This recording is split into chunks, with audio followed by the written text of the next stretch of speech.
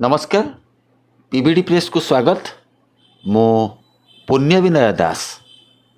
जातीय गीत वंदे मातरम 150 वर्ष पूर्ति पालन करा जाउछि।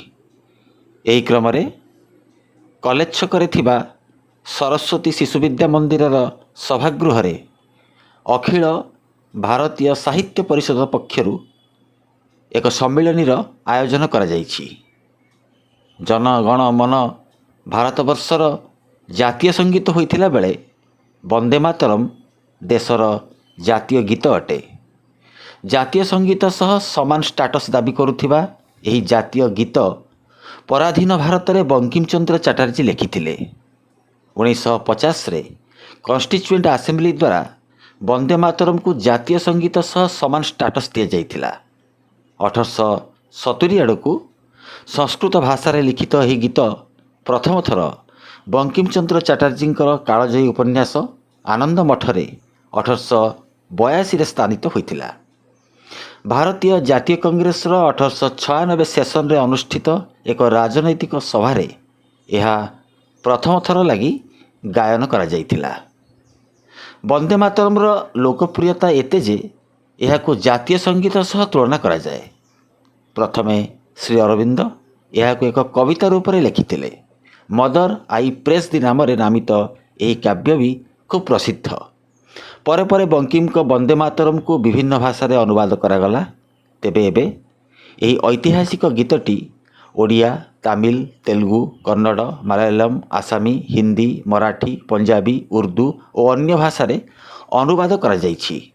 तेबे उर्दू रे आरिफ मोहम्मद खान यह को भाषांतर करिसंती। मिलिथिबा सूचना अनुसार यही ऐतिहासिक गीतटी को बंकिम चंद्र 1875 किंबा 1876 नवेम्बर 7 तारिख रे संस्कृत रे बंगाली रे लिखिथिले। तेणु यही जातीय गीतर 2025 रु चलीथिबा 150 वर्ष पूर्ति उत्सव 2026 रे सरीब। 1876 रे लिखित यही ऐतिहासिक गीतटी 1882 रे आनंद मठरे स्थानित हैला। 1896 रे रवींद्रनाथ टागोर यह सर्वसाधारण स्थल में गान करथिले। जनवरी 24, 1950 रे यही गीतर प्रथम दुई धाड़ी को जातीय मान्यता मिलिथिला। अखिल भारतीय साहित्य परिषद पक्षरु आयोजित यह सम्मेलन रे श्रीयुक्त नारायण नायक, पूर्व क्षेत्र संगठन मंत्री अखिल भारतीय साहित्य परिषद, एडवोकेट सर्वेश्वर बेहेरा, विशिष्ट स्तंभ लेखक, प्रांत संपर्क प्रमुख, अध्यापक कवि प्रसन्न कुमार स्वाई प्रमुख उपस्थित थिले।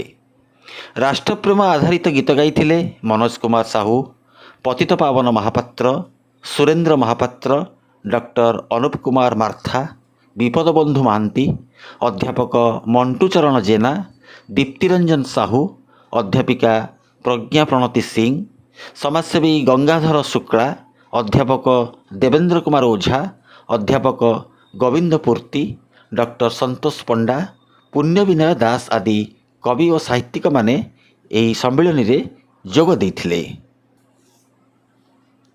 कटकर कॉलेज छकरू सांबादिक पुण्य विनय दास रिपोर्ट, पीबीडी प्रेस।